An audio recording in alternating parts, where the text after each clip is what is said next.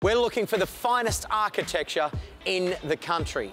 And with our team of industry leaders at Woods Bagot Architecture sitting down to decide the top 10 projects for this year. The projects featured come from a wide range of geographies around Australia and also a range of architectural genres such as residential, commercial and institutional. Welcome to Australia by Design Architecture.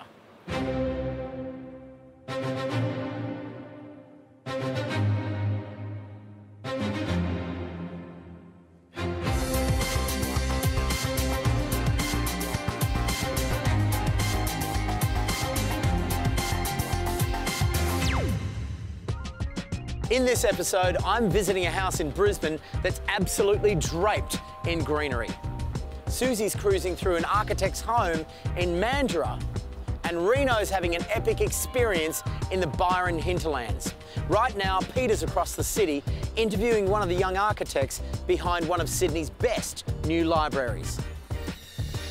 Green Square is going to be an area that's going to be so densely populated, and what they've done here is by creating a library underground. It's used different spheres, triangular, trapezium and rectangular buildings to bring together an in and out community type of feel.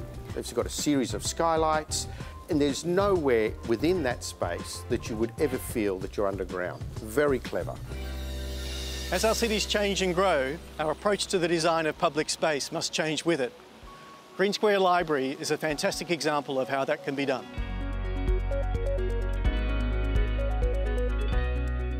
Green Square is one of the largest urban renewal areas in Australia. It's 278 hectares. It's going to have 61,000 people living here and 22,000 workers. So the development's going to be very dense compared with our other villages. And so we wanted a library facility that was going to be the heart and soul of this community. So we asked international and Australian architects to put forward a design. And we were really thrilled when it was two 20-year-olds from Glebe. We thought that was wonderful and really reflected the talent in our city. Matthias, we're walking on the plaza, and being here, you wouldn't think there was a big building here. And the library, it actually pops up through the plaza like a series of prisms. Yeah, so the idea was that there'd be a series of kind of child's play blocks that would scatter across the plaza surface.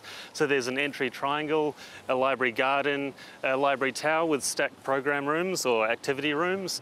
We really thought about what was most important here. If you lived here, what would you really want this site to offer you? And so we really thought about this as the community centre for the 21st century.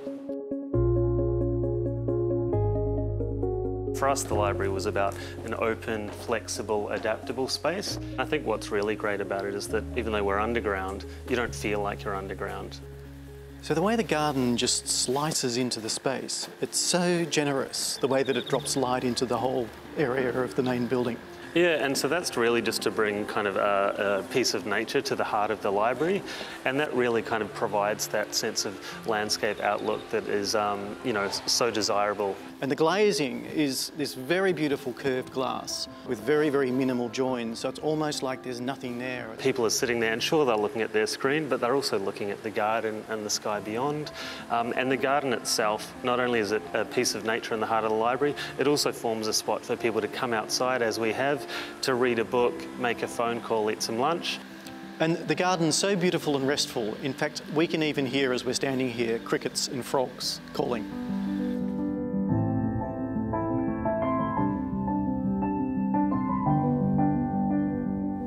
So we have to talk a little hushed here because we are in one of the closed spaces of the building in the mini tower. This is the double height reading room. It's kind of the quiet sort of Qantas lounge of the library.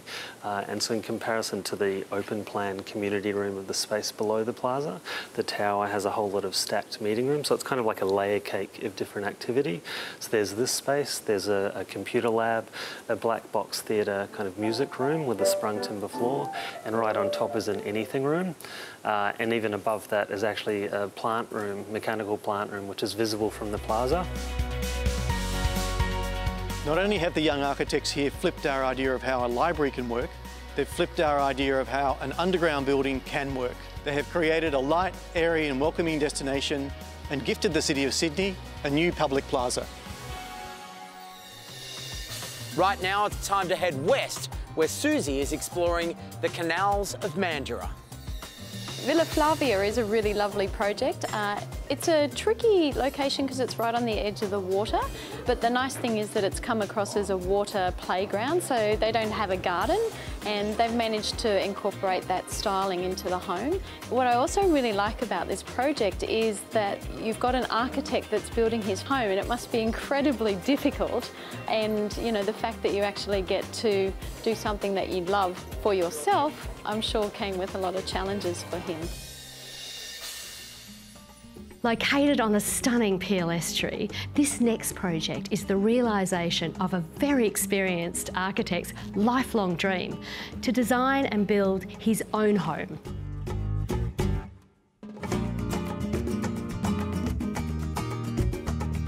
So this is so beautiful and so light.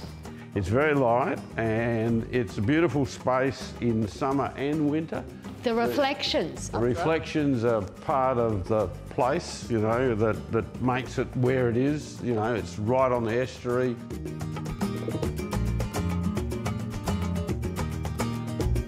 Susie, I'll show you upstairs. Right. Wow, this is beautiful. Absolutely beautiful. This is what we call the Zen room, or the library. And it's a place where you can get away from everything in quiet contemplation, read lots of books, but also, if you wish, you can always watch television.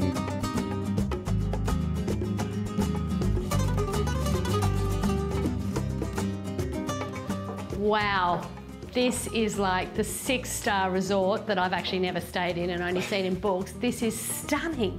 We wanted something that's different to what we've got at home, so that when you come here, you really experience a difference. So you, instead of going to Bali, you come here? Yeah. Oh, well, that's a lot better. Bali's cheaper.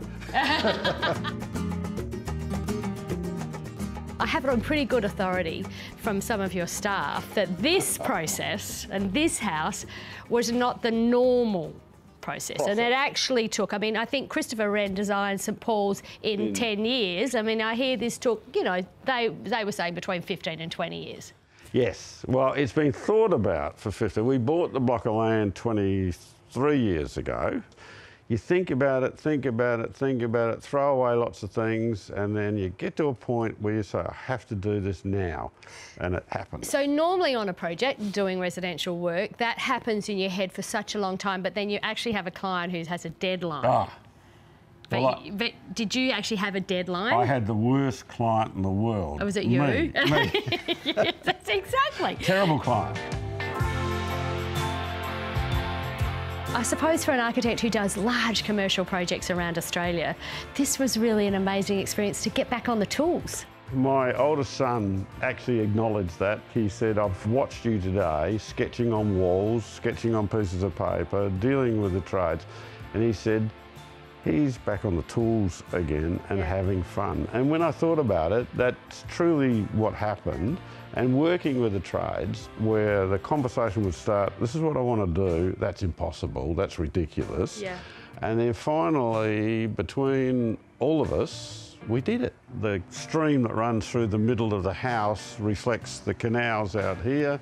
The planter beds on the other side reflects the samphire grass. As you walk in through the front door, you know, the whole estuary explodes because you've got 2 stories of glass that you're looking straight through at the estuary. So you can't be in any other place. You can only be here. And everywhere you walk in this house, you get these amazing glimpses of the waterways.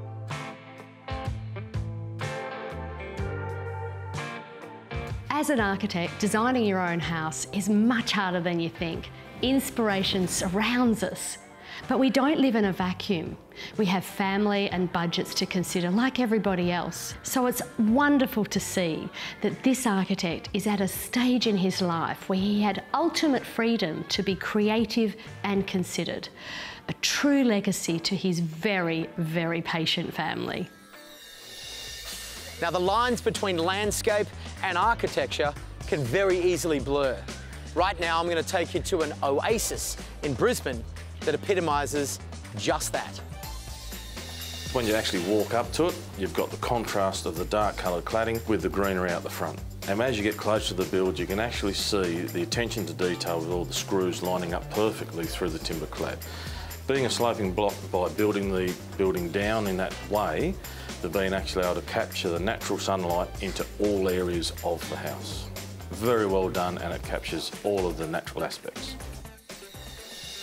Well, the owners of this house are clearly passionate about their gardens, which made the architect's brief very clear. Let nature in.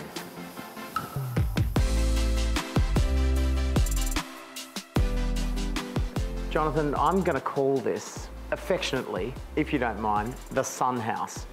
Because I think in a way you've really allowed nature to drive this design, haven't you? Yeah, that's right. The whole place is designed to maximise the amount of sunlight coming into the house. Yeah. And to let ventilation through the house. So this site slopes down towards the north, and that's also where the landscape is. So we were able to open the house up completely to the north, looking out to the garden. And the kitchen is completely flexible. So the clients asked us to come up with a way of doing that. Yep. And we made this island bench movable. Wow. So it's all on wheels. Lovely. So was the brief, we want to do lots of dancing in this house? Something like that. Materials here are very simple. They're rich, but they're simple. Yeah. And it's really about highlighting what's natural, the landscape outside. Yeah. It is lower than the courtyard, so the courtyard's about ½ a metre above this space. And that's actually responding to the natural topography of the land, and the roof follows the natural contour of the site. Which allows all this lovely northern light to peel into both this void and the next. That's exactly right. Yeah, I love it. I love it. It's middle of the day, sun is high and it's coming into this courtyard and actually heating up the spaces inside. This is really the bedroom wing. We've got the kids' bedrooms downstairs, but upstairs is the master bedroom, and they have privacy up there because they're higher, but they can look right down into the courtyard and into the living spaces as well.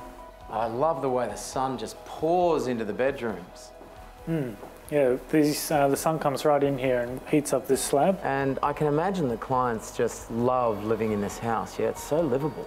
Yeah, they said to us recently that they'd prefer to stay here than actually go away on holidays. You allowed them to bring their holiday home with them. That's right.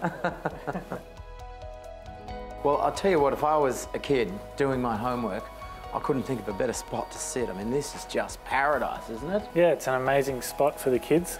The wonderful thing about this house is there aren't any bad rooms. Even the kids' rooms downstairs get this incredible view into the courtyard. This is really set up for the kids to be able to live together and play together and study together. But when they get older, or if they want some space apart, they can close these down. Look at that. Easy as that. 2 rooms for the price of 1. Exactly. I like it.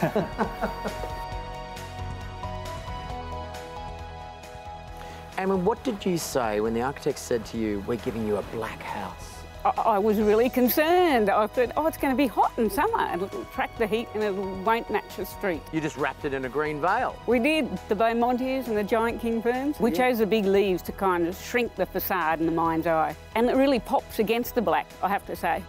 Well, show me your best gardening. Out the back. Okay, let's go. This is what captures all the runoff water? Yes, overland water down here. Right. And then also down through there. Well, I can see why the garden is so important to you. And because when you look out that way, you know, this is your view. This is every day for you. Everything for us. Is that why you chose Kirk, the architect? It is. When Richard first came, he had a vision straight away of how to incorporate the garden into the house, unlike anyone else that we spoke to. You didn't just get this garden protected, you actually got another garden in the middle of the house. Yes, we did, yeah, which is similar to what we saw in Mexico, which we love too. Yes, the hacienda style. I think it's really a successful design and a great collaboration between the owners and the architects. Thank you. So well done.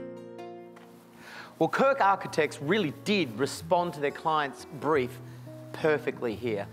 And in a sense, they truly did bring nature in. Not just with fresh air, but with sunshine, water, and earth. It's a house that's in its landscape, around its landscape, and some of the best transterior architecture I've ever seen. We're looking for the top 10 pieces of architecture in the country, and this next one has to be a surefire contender. Reno's exploring it in the hinterland of Byron. Loom de Sang is a spectacular development set in the Byron Bay hinterland and represents one man's vision at restoring that hinterland area back to its original form.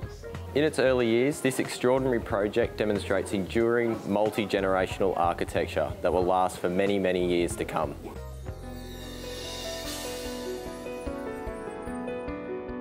This story starts 13 years ago, when the owners, Andy and Deirdre, took possession of this remarkable property in the hinterland of Byron Bay.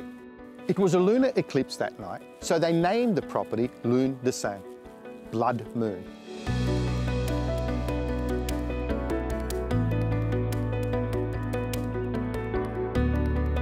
It's a very large site, and to be honest, it took us some time to work out what we're doing here.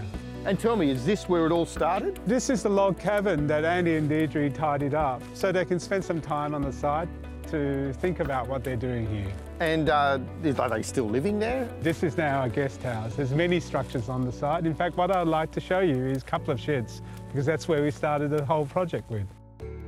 So this is the first structure we designed on the site. So who builds a shed like this?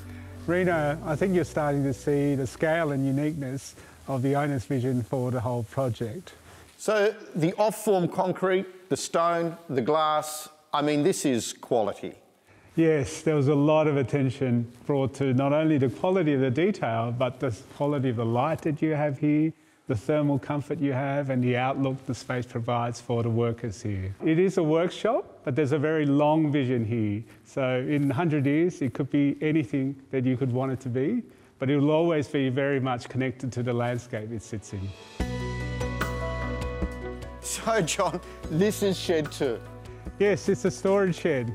Andy was keen to have a box to keep all the supplies behind. It was very important to keep the site neat and tidy because it really helps with productivity, safety, and a respect for the setting we're in here. Yeah, I understand you wanting to store stuff, but I'm looking at quality here. I'm looking at cantilevered beams, wraparound zinc roof. Why? Why is a good question. One might ask why art, why music, why sports? There are so many things that we do that are much more than functional purpose. It gives us joy, beauty, and it tells us stories about our place in the world, and that's very much what architecture is here to do as well. So we've seen the original cottage, we've seen 2 sheds, if you can call them that, but now let's meet the guy behind all this.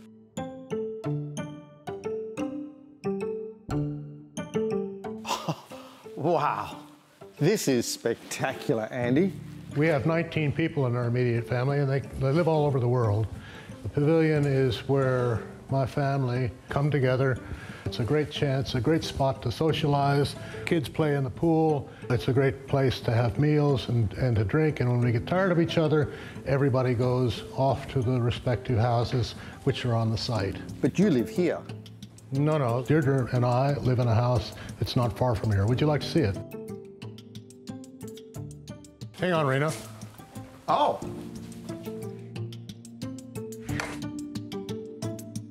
Secret door.